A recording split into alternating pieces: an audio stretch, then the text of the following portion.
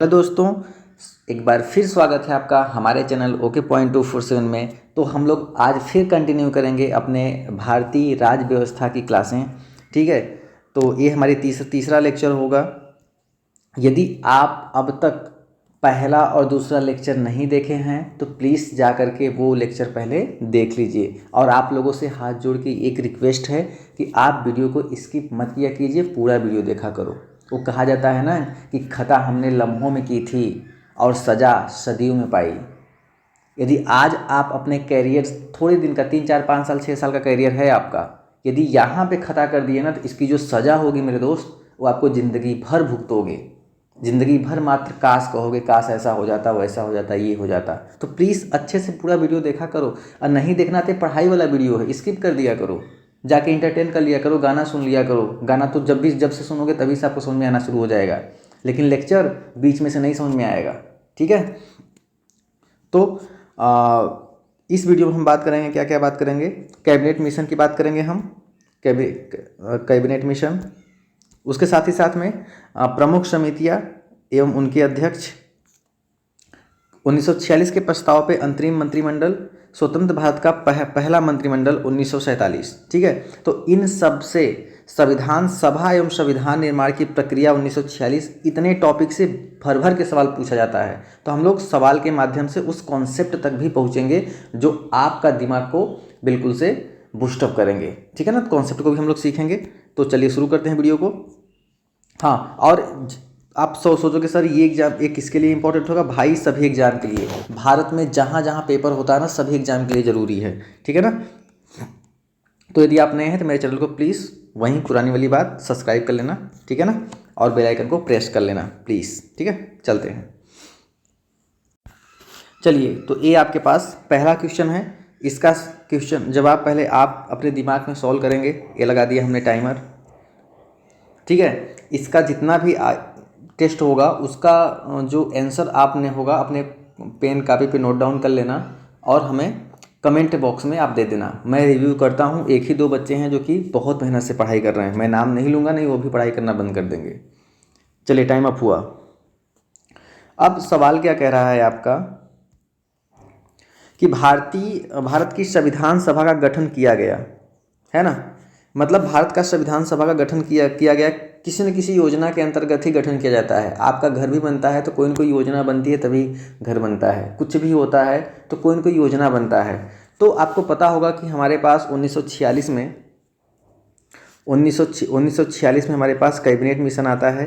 और cabinet mission के अंतर्गत जो कैबिनेट मिशन है, इसमें 3 लोग आते हैं, वो भी है ना। इन 3 सदस्यों के द्वारा ये बताया गया कि भाई अब भारत का संविधान हमारा बनना चाहिए। ठीक है ना, तो इसका जो करेक्ट आंसर होगा, आई होप सब लोग लगाए होंगे, उसका जो करेक्ट आंसर होगा आपका कैबिनेट मिशन योजना के अंतर्गत।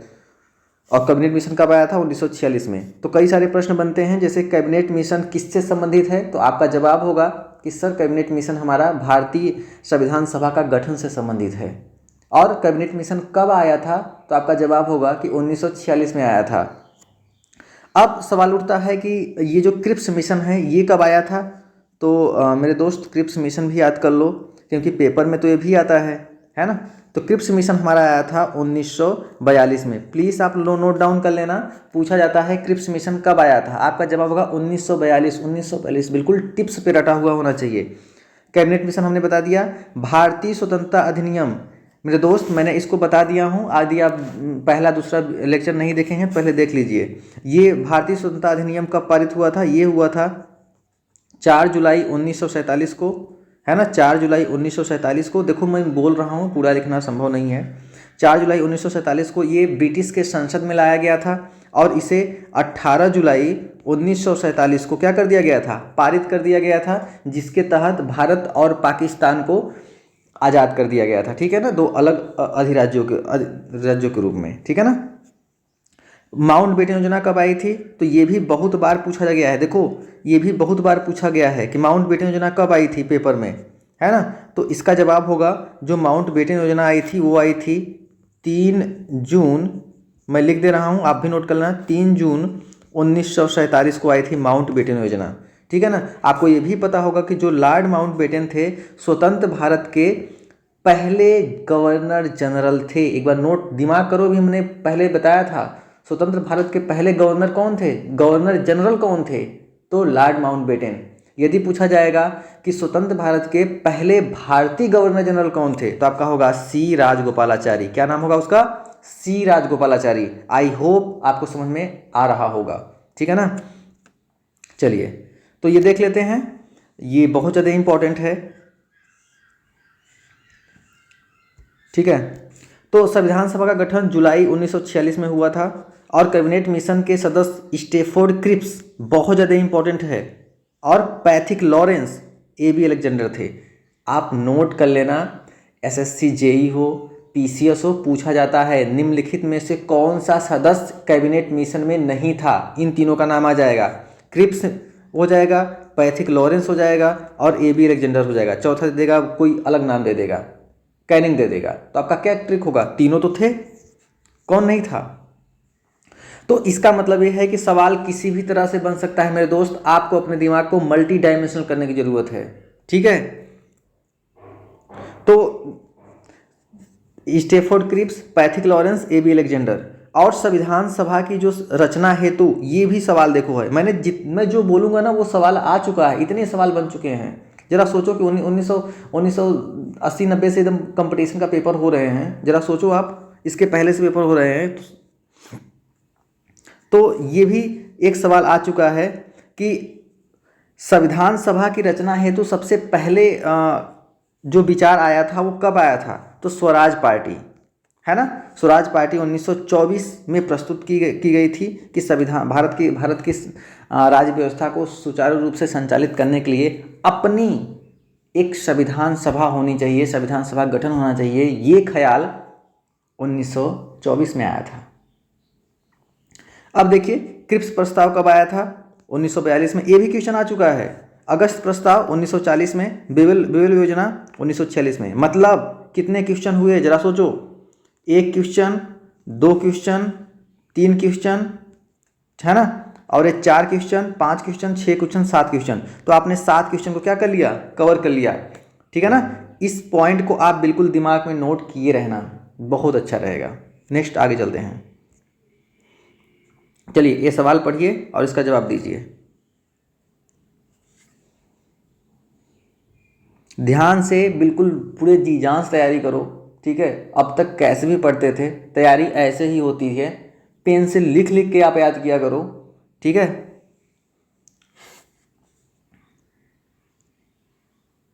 ठीक है, टाइम अप हो गया।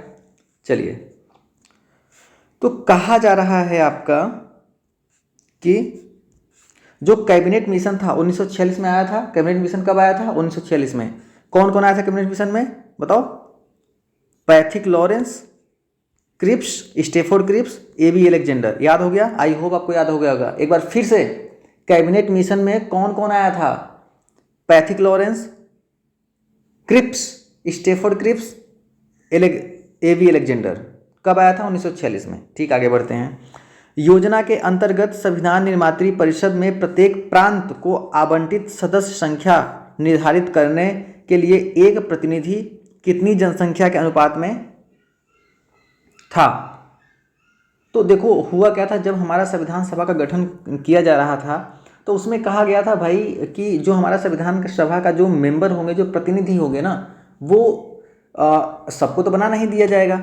जैसे विधायक होता है तो आपके जितने क्षेत्र होगा वो सारे क्षेत्र को रिप्रेजेंट करता है।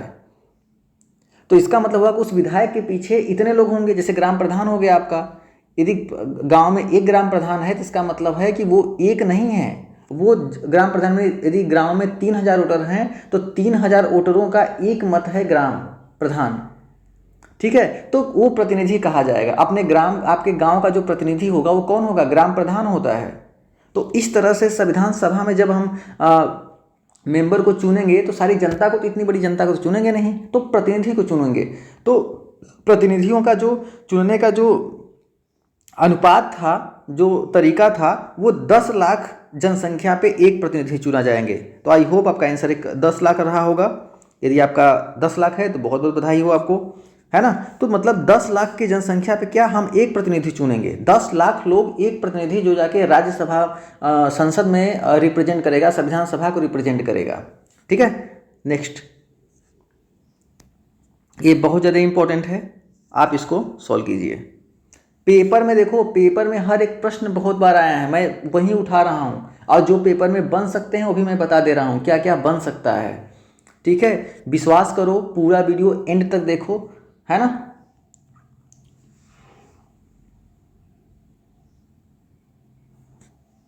चलिए, टाइम अप हुआ। तो आई होप इसका आंसर आप लगाए होंगे, आंसर चाहे जो भी लगाए हों। भारतीय संविधान सभा में महिला सदस्यों की कुल संख्या कितनी थी? देखो, जब संविधान सभा का हमारा गठन हो रहा था तो ये कहा गया कि केवल पुरुष वर्ग ही इसमें सदस्य नहीं रहेंगे, नहीं तो जो हमारा संविधान सभा की जो रचना है ना, वो बिल्कुल से पितृसत्तात्मक हो जाएगी। मेरे बड़े भैया, याद करो कि जब हम लोग सिंधु सभ्यता पढ़ रहे थे तो वहाँ पे बहुत सारी, देखो कोई भी सभ्यता होती है तो या तो वो पितृसत्तात्मक होती है या मातृसत्तात्मक होती है, या दोनों का कॉम्बिनेशन होती है।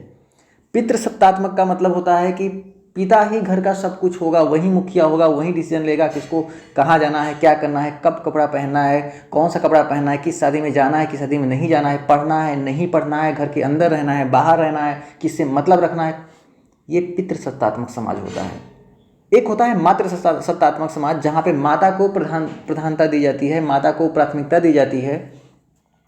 तो अब यहाँ पे क्या है आपको कि यदि यहाँ पे पुरुष वर्ग को आप क्या करोगे, वंचित, पुरुष वर्ग को ही केवल संविधान सभा में वंचित रखोगे तो संविधान निर्माण में वो महिलाएं वंचित हो जाएंगी अपने अधिकार से। महिलाओं का हमेशा शोषण होता रहेगा पुरुषों के द्वारा या उनके समाज के द्वारा। तो हमारा जो है हमारा जो संविधान है वो महिला पुरुष को मतलब जो हमारे पास जो हमारा संविधान है वो महिलाओं के लिए विशेषकर बहुत ज़्यादा मतलब कि प्रावधान कर दिया था, क्योंकि महिलाएं वैसे भी शुरू से ही वो सती प्रथा से लेते हुए सामाजिक कुरीतियों का शिकार होते हुए आई हैं। तो संविधान सभा में महिलाओं को रखा गया ताकि वो अपने विचार भी प्रस्तुत कर सकें। तो इसमें कितनी महिलाएं थी? तो आपका जवाब होगा कि सर इसकी 15 महिलाएं थी। ठीक है ना, संविधान सभा में महिलाओं सदस्यों की संख्या कितनी थी? 15 थी। वो कौन कौन थी जो इंपॉर्टेंट है मैं बता दे रहा हूँ। देखो, जो 15 के नाम है आप पढ़ लेना एक बार, लेकिन आपको जो सबसे ज़्यादा इंपॉर्टेंट है आपको याद रखना, कमला चौधरी, लीला रे, मालती चौधरी, पूर्णिमा बनर्जी, रेणुका राय, सरोजिनी नायडू। ये बहुत ज़्यादा इंपॉर्टेंट। सरोजिनी नायडू, आपको पता होगा मेरे दोस्त कि सरोजिनी नायडू भारत की पहली राज्यपाल हैं। सरोजिनी नायडू भारत की पहली राज्यपाल हैं और सरोजिनी नायडू के आधार पर ही 13 फरवरी को क्या मनाया जाता है बताओ? महिला दिवस मनाया जाता है यार, इसमें क्या है। राजकुमारी अमृत कौर, सुचेता कृपलानी, विजयलक्ष्मी पंडित, ये ऐसे नाम हैं जो मैंने रेड कलर से किया है, जो कि पेपर में आ जाएगा, इसमें दे दिया जाएगा। 4 ठो नाम पूछेगा कि इनमें से कौन महिला संविधान सभा में नहीं थी, तो 3 नाम होगा, 1 नाम नहीं होगा, ऐसे भी सवाल बनता है। और यदि सवाल पूछेगा कि संविधान सभा के सदस्यों में अनुसूचित जनजाति के सदस्यों की संख्या कितनी थी? 33। याद रखना, संविधान सभा में अनुसूचित जनजाति सदस्यों की संख्या कितनी थी? 33। क्योंकि आप उनको, अनुसूचित जनजाति को आप शामिल नहीं करोगे तो आप उनके अधिकार की बात ही नहीं करोगे, उनको छुआछूत में डाल दोगे, अरे ये सब नीच हैं, ये लोग इधर नहीं आएंगे। तो ये सब ऐसा ना हो, इसलिए संविधान सभा का क्या गजब का दिमाग था कि उन्होंने महिला को भी शामिल किया, अनुसूचित जनजातियों को शामिल किया, ताकि जो बड़े दबके के लोग हैं, जो बड़े लोग हैं, वो छोटे लोगों पे हावी ना हो जाए। ठीक है ना। आई होप आप एंजॉय कर रहे होंगे अच्छे से। नेक्स्ट सॉल्व कीजिए।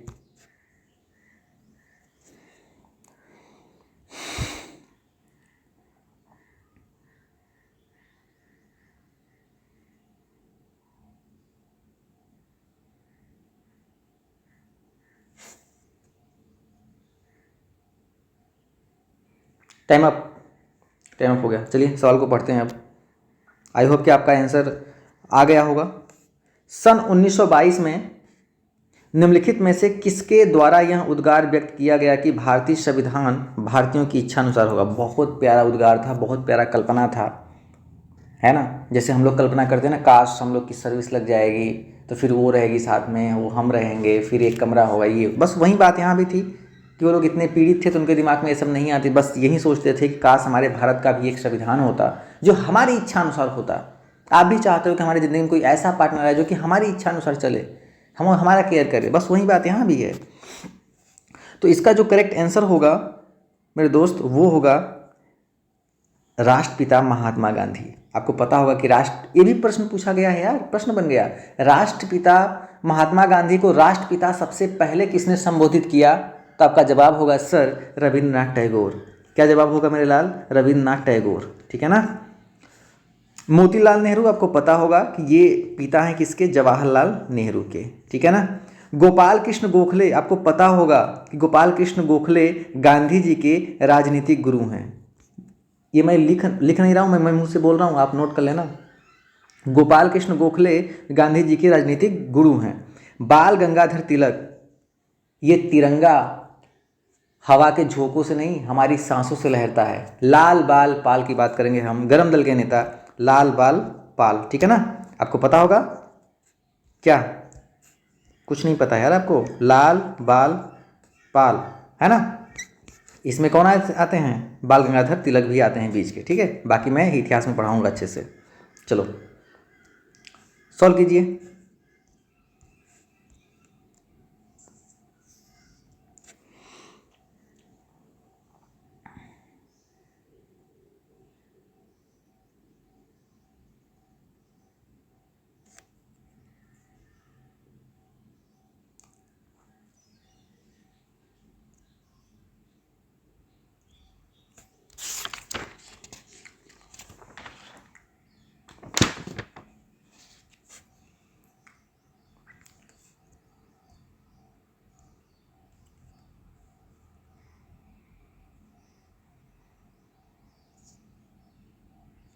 ठीक है।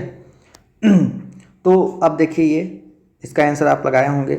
1924 ईस्वी में किसके द्वारा ब्रिटिश सरकार से यह मांग की गई थी कि भारतीय संविधान के निर्माण के लिए संविधान सभा का गठन किया जाए? वही संविधान सभा जो 1946 में आया था कैबिनेट मिशन के तहत, जिसमें 3 लोग थे। कौन कौन?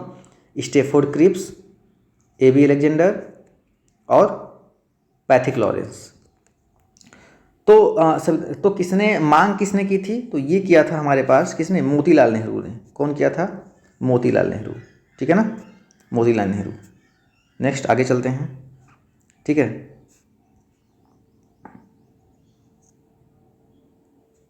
चलो इसको सॉल्व करो आप।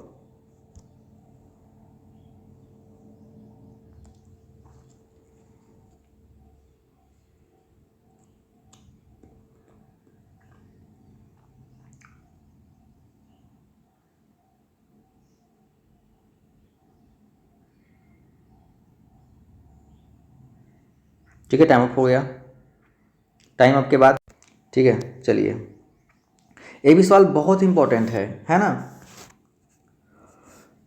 देखिए कह रहा है कि कैबिनेट मिशन योजना के अनुसार संविधान सभा में कुल कितने सदस्य थे? कैबिनेट मिशन योजना मतलब कब? यही तो आया था 1946 में। अरे बोलो यार, यही आया था 1946 में। 3 सदस्य थे। कौन कौन थे? एबी एलेक्जेंडर, पैथिक लॉरेंस और स्टेफोर्ड क्रिप्स। मैं रटा दूंगा, मैं मल्टी टाइम रिवीजन करा के इसी वीडियो में आपको रटा दूंगा। आपको पता होगा हमने वही बताया था कि 1940 में क्या आया था? अगस्त प्रस्ताव। 1942 में क्या आया था? क्रिप्स प्रस्ताव। और 1946 में क्या आ गया हमारे पास? Cabinet mission. और कुछ डेट याद कर लो तुरंत, है ना। घर पे जाकर अलग से नहीं पढ़ोगे, यही तुरंत हमारे साथ याद करो, लिख के याद करो। माउंटबेटन योजना 3, बुरा मान गया क्या? चल नहीं रहा है, अरे यार क्या हो गया? 1 मिनट, ठीक है। तो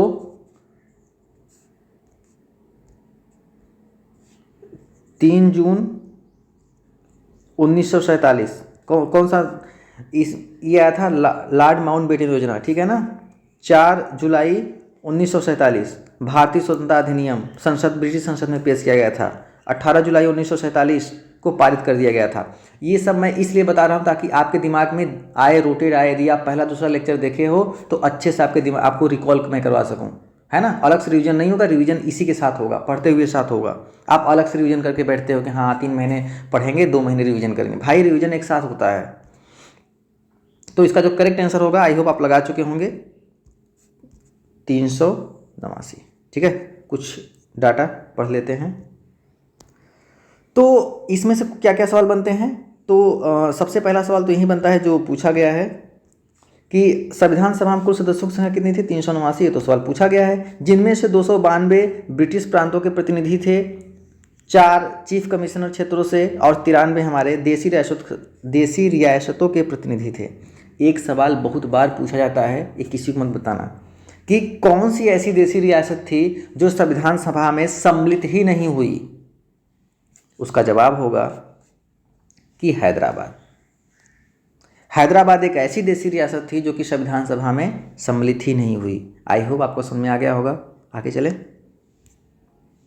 चलो इस सवाल को सॉल्व करो।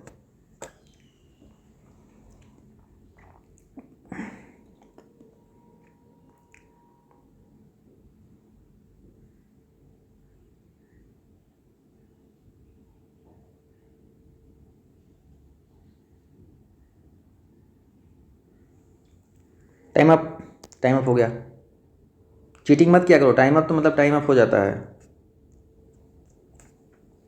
1936 में भारतीय राष्ट्रीय कांग्रेस संविधान सभा के गठन की मांग करते हुए कहाँ पर यह अध्ययन मांग करते हुए एक कहाँ पर अधिवेशन रखी गई थी। एक यहाँ पे नोट कर लो आप, कहाँ होगा ना, कोई बात नहीं, टाइपिंग मिस्टेक है ना। आप भी समझ गए अध्ययन यहाँ से कहाँ आ जाएगा, कहाँ पर रखी गई। ठीक है, इसमें ऑप्शन है, तो इसका जो करेक्ट ऑप्शन है वो है फैजापुर, है ना। या इसे कई जगह कई जगह देखोगे आप फैजपुर भी लिखा रहेगा। क्या रहेगा, फैजपुर। तो कुछ डिटेल देखो, जब आपको मैं एकदम परिपक्व कर दूंगा, मैं इतना पढ़ाऊंगा बिल्कुल आप कंप्लीट हो जाओगे ना, तो मैं एक ही क्वेश्चन से पूरा पॉलिटी खत्म कर दूंगा, है ना। लेकिन फिर भी अभी नहीं करूंगा। चलो कुछ मैं लिंक करता हूँ। अब यहाँ पे बात आई आपके पास भारतीय राष्ट्रीय कांग्रेस की, इसकी स्थापना कब हुई थी बताओ जरा। ये हुई थी दिसंबर 1885 में। कब हुई थी भारतीय, पूछा जाएगा कांग्रेस, यही कांग्रेस राहुल गांधी वाली, इसकी स्थापना कब हुई थी, तो 1885 में हुआ था। किसने किया था, A.O. ह्यूम्स ने किए थे। इसे हम हर्मिट ऑफ शिमला कहते हैं। मैं हिस्ट्री पढ़ाऊंगा तो मैं बताऊंगा। कानपुर की बात करो तो कानपुर 1924 में अधिवेशन हुआ था, नहीं 1925 में हुआ था। कानपुर राष्ट्रीय कांग्रेस का अधिवेशन हुआ था, जिसकी अध्यक्षता किसने की थी, भारत की पहली महिला राज्यपाल, कौन, सरोजनी नायडू, है ना, सरोजनी नायडू। 1924 में भी अधिवेशन हुआ था कांग्रेस का, इसे बेलगांव अधिवेशन कहते हैं।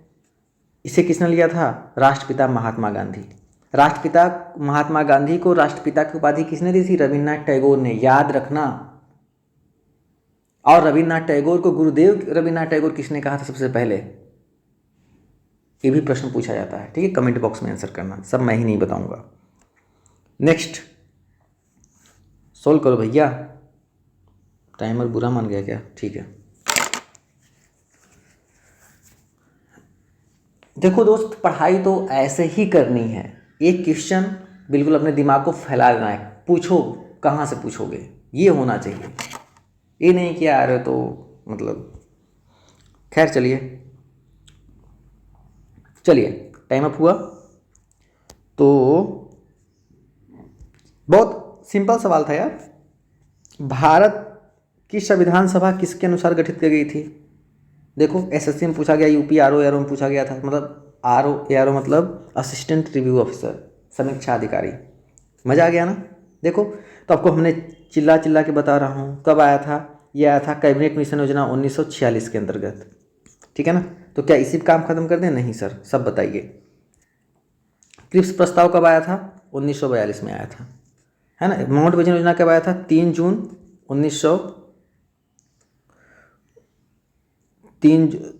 1947, है ना। अभी इसको पढ़ाएंगे तो हिस्ट्री में चले जाएंगे, ठीक है ना, इसलिए मैं इसी को केवल पढ़ा रहा हूँ। बताऊंगा, सब लिंक करवाऊंगा। एक बार थोड़ा सा स्मार्ट तो हो जाओ, है ना। तो पढ़ाई में थोड़ा सा स्मार्ट हो जाओ। आप स्मार्ट होने के लिए फेस वॉश लगते हो लगाने, है ना। पढ़ाई में जैसे ही आप परिपक्व हो जाओगे तो मैं सब कुछ बताऊंगा, सब लिंक करा दूंगा, ठीक है।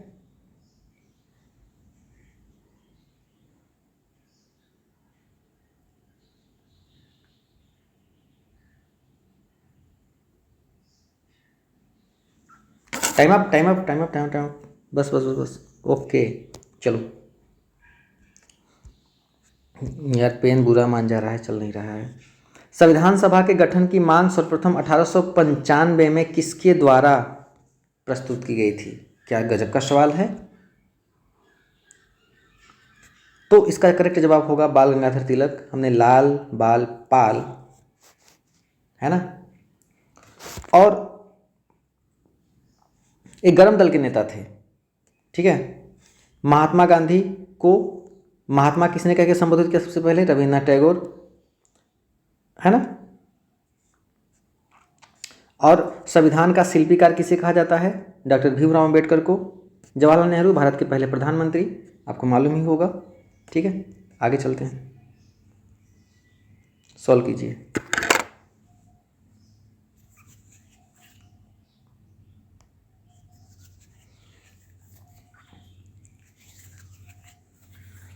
आज आप अच्छे से एक बार दो बार वीडियो देखा करो, वीडियो प्लेलिस्ट में बना दूंगा मैं, पड़ा रहेगा, है ना। ठीक है,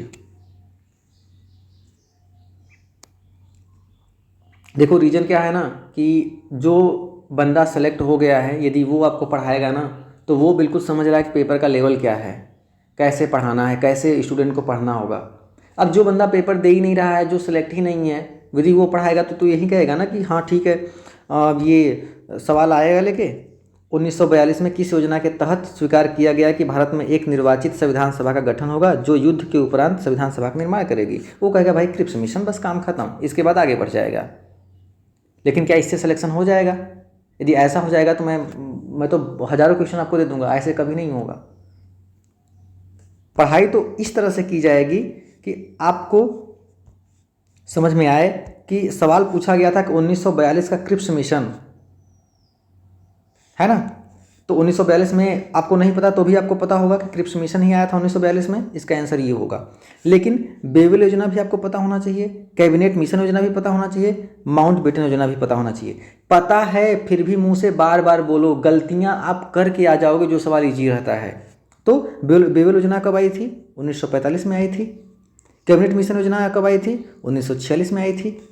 माउंटबेटन योजना कब आई थी? मैं चिल्ला के बता रहा हूँ, 3 जून 1947। मैं बार बार इसलिए बता रहा हूँ कि बार बार आपको रिपीट हो जाना चाहिए। और इस कैबिनेट मिशन में 3 सदस्य कौन कौन थे, जरा नाम बोलो।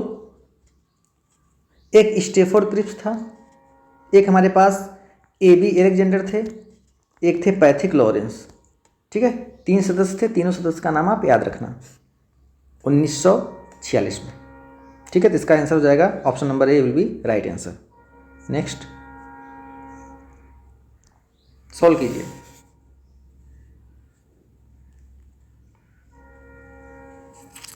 वीडियो पसंद आता है तो पहले आप वीडियो को लाइक कर लिया करो, कमेंट कर दिया करो। वीडियो आपको अच्छा लगता है या बुरा लगता है आप कमेंट प्लीज़ किया करो, मुझे मोटिवेशन मिलता है, मैं अपने वीडियो को उसी तरह से सुधार करता हूँ, ठीक है। Time up. 1938 में किस व्यक्ति ने वयस्क मताधिकार के आधार पर संविधान सभा के गठन की मांग की थी? ठीक है ना। देखो क्वेश्चन को बाद में कुछ अलग से मैं समझा दूँ आपको। ये वयस्क मताधिकार इतना ज़रूरी था कि कुछ हद तक तो महिलाओं को तो वोट करने का अधिकार ही नहीं था, वो तो उनको भारत शासन अधिनियम 1935 के तहत महिलाओं को भी, दलितों को, मजदूरों को वोट देने का अधिकार दिया गया। तो जो वयस्क मताधारी कहा गया था कि हमारे पास जो मतदान करने की जो उम्र होगी प्रारंभ में 21 वर्ष होगी, लेकिन 61वें संविधान संशोधन के तहत जो मतदान की जो आयु है वो 21 वर्ष से घटाकर कितना कर दिया गया? 18 वर्ष। 61वां संविधान संशोधन, ठीक है ना। तो मताधिकार का मतलब क्या होगा कि चाहे हम इंजीनियर हैं, गवर्नमेंट इंजीनियर हैं तो भी, प्राइवेट इंजीनियर हैं तो भी, यदि हम लोग वोट देंगे तो दोनों का वोटों का जो मत होगा वो बराबर होगा।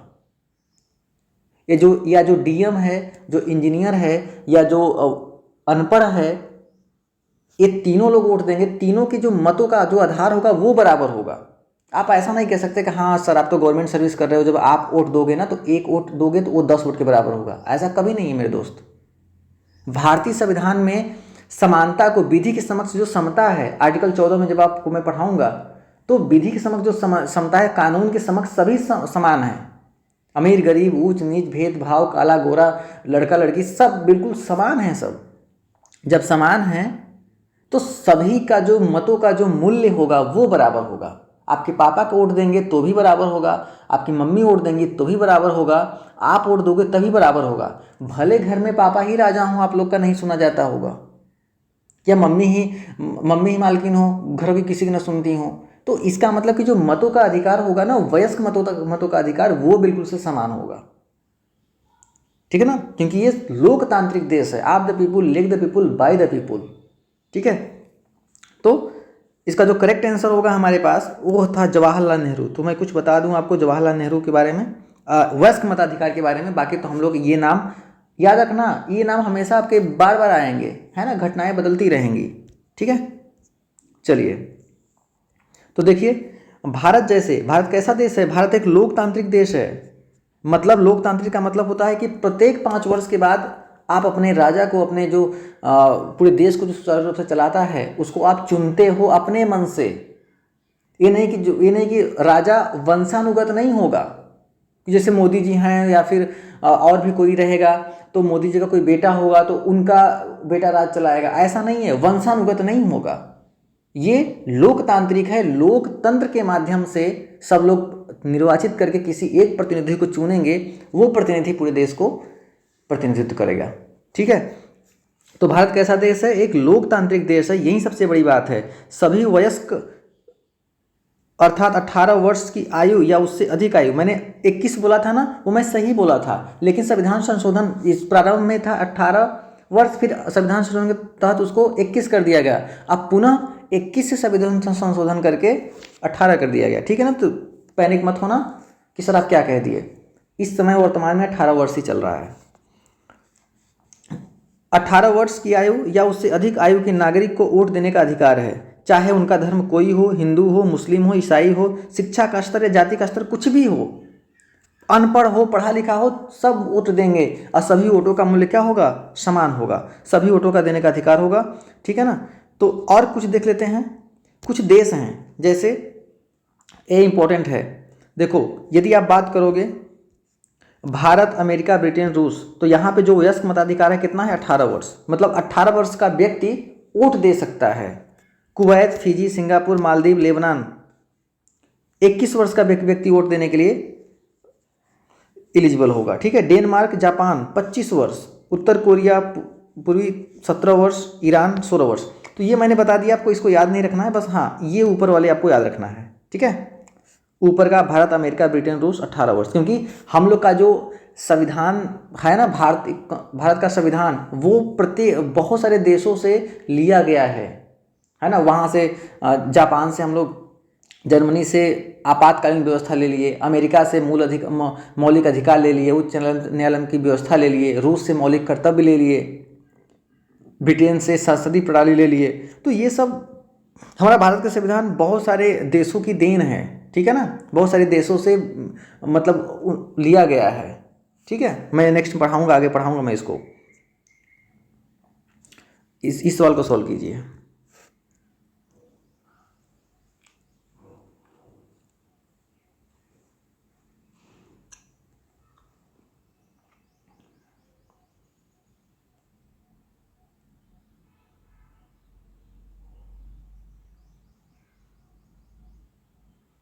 Time up. तो मुस्लिम लीग ने किस कारण विधानसभा का बहिष्कार किया? ऑप्शन है, मुस्लिम लीग ने संविधान सभा का अध्यक्ष किसी मुस्लिम को बनाना चाहते थे। गलत। मुस्लिम लीग संविधान सभा में उचित प्रतिनिधित्व नहीं मिला, ये भी गलत है, मिला था भाई। मुस्लिम लीग मुस्लिमों के लिए एक अलग संविधान बनाना चाहते थे, ये बिल्कुल सही है। वो नालायक आज भी चाहते हैं कि हमारा मुस्लिम समुदाय अलग रहे, ताकि हम ट्रिपल तलाक दे दें, है ना। खाना खा रहे, खाने में यदि बाल आ जाए तो मैं तलाक दूँ, औरत को छोड़ दूँ, है ना। या मैं शादी कर लिया, कोई दिक्कत हो गया, कहा सुनी हो गया, मैं छोड़ दूं, तो वो तो चाहते हैं कि हमारा संविधान अलग हो। ठीक है, तो यही हमारा क्या हो जाएगा, करेक्ट आंसर हो जाएगा, है ना। तो उन लोगों की थोड़ा सा मतलब वो चाहते हैं कि हमारा संविधान अलग हो। लड़की अपना चेहरा ही ना दिखाए, बिल्कुल ये बुर्खा पहन ले, बुर्खा पहन के स्कूल में जाए, है ना, एक अलग ही माहौल क्रिएट हो जाए, होली ना खेले, दिवाली ना खेले, हम अलग ही मतलब राज्य घोषित कर दें। ठीक है, तो इसीलिए वो लोग नाराज थे। चलिए इस सवाल को सॉल्व कीजिए।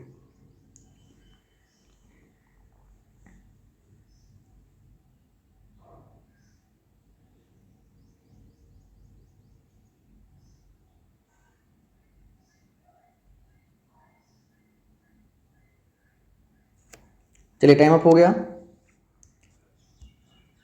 और विधानसभा का चुनाव निम्न में से किस आधार पर हुआ? समान मताधिकार नहीं, सर्व मताधिकार नहीं, सीमित मताधिकार नहीं, वर्गीय मताधिकार, है ना, जिसमें सभी जाति के लोग शामिल हो गए, वर्गीय मताधिकार। क्योंकि विधानसभा का बात हो रही थी, चुनाव, है ना, उस समय की बात याद रखना, आज की बात नहीं हो रही है, ये 1946 के टाइम पे बात हो रही है, जब संविधान सभा हमारा बन रहा था। ठीक है ना, जो हमारा प्रांत था, प्रांतों का प्रतिनिधित्व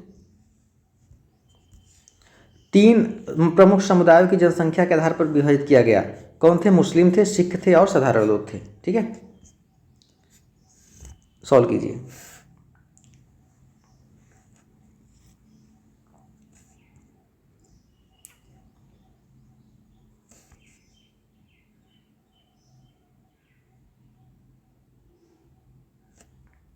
टाइम अप।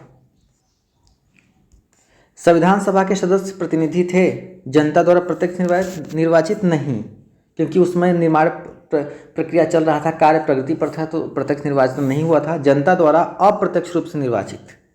ठीक है, गवर्नर जनरल द्वारा मनोनीत नहीं, अब कांग्रेस और मुस्लिम लीग द्वारा नामांकित नहीं, जनता द्वारा अप्रत्यक्ष निर्वाचित। ठीक है, ये आपका सवाल रहेगा क्वेश्चन ऑफ द डे, है ना, ये हमारा है क्वेश्चन ऑफ द डे। तो ये क्वेश्चन को आपको सॉल्व करना है और इसका जो आंसर होगा आपको कमेंट बॉक्स में शेयर करना है। मेरे दोस्त, यदि आपको वीडियो पसंद आता है तो प्लीज़ वीडियो को लाइक कर लीजिए और आप शुरू से लेकर आखिरी तक देखा कीजिए। यदि नहीं देखना है तो वीडियो को लेक्चर छोड़ दिया कीजिए, लेकिन पूरा देखा कीजिए। पहला, दूसरा, या तीसरा लेक्चर है, अब जल्द ही हम लोग चौथा लेक्चर भी आज अपलोड हो जाएगा। ठीक है ना, thank you, take care, bye bye.